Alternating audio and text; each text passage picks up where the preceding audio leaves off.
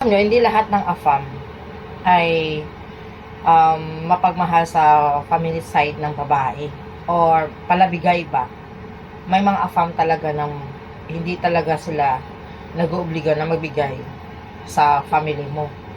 So, ikaw magtrabaho bilang isang babae para sa family mo.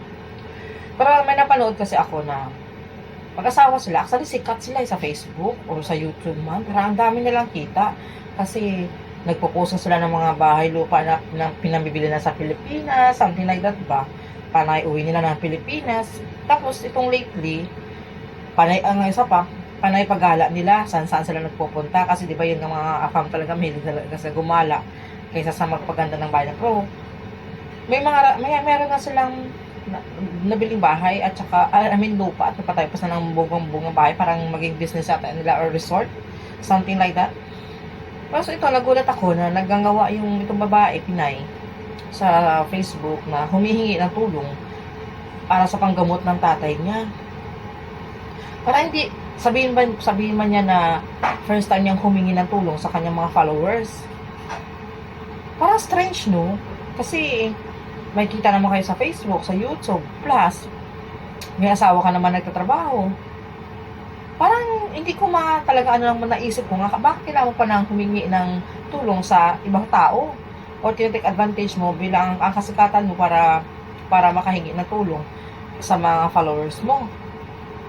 Hindi ko naman siya binabash. Parang talaga ako ng question mark ba, na which is meron namang dyan sa hospital na public na wala ka naman dapat bayaran, sa totoo lang.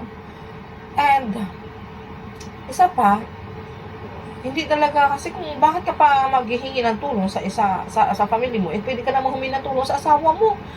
Parang I feel like nakakahiya pa ba na humingi ng tulong sa mga followers ko, and dyan naman yung asawa kong pwede kong lapitan anytime. O kahit hindi man nasabihin na hindi niya obligasyon yun, pero andyan yan, emergency yan, di ba pwedeng makatulong yung asawa mo? Napaka-imposible, di ba?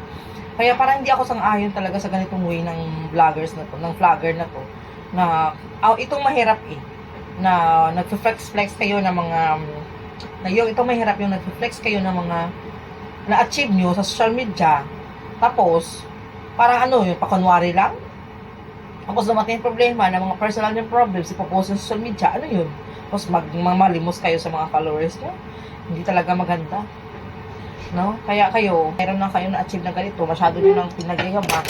And then, kaya kung may problema kayo, yung wag nyo yung pagyabang, o yung magmakaawa sa social media kasi sarili nyo lang din papayahan. Tapos, may mga tao din na hindi naman sang-ayon sa ginawa mo. Syempre magko-comment talaga kasi opinion nila yan. Kasi nagbaba-base din sa mga nakikita nila. Tapos magagalit ka. Name mo, I don't know.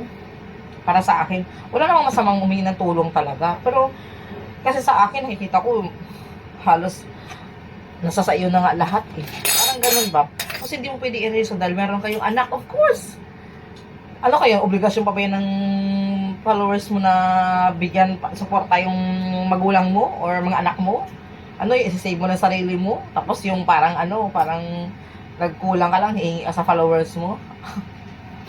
Not good idea, girl. Wala. Dito mo talaga masusubok ang isang tao pag hinatnan talaga ng problema, kung ano sila katatag. No, ang problema kasi, kinikip yan sa sarili mo na lang. Hindi mo kailangang ilantad sa lalong personal na bagay mo, hindi mo kailangang ilantad sa social media para pagkaawaan ka. Tapos iti-take advantage mo ang kasikatan mo. Kasi alam natin na marami talagang mga good Samaritan dito sa social media, di ba? Pero hindi ako sang-ayon sa way mo.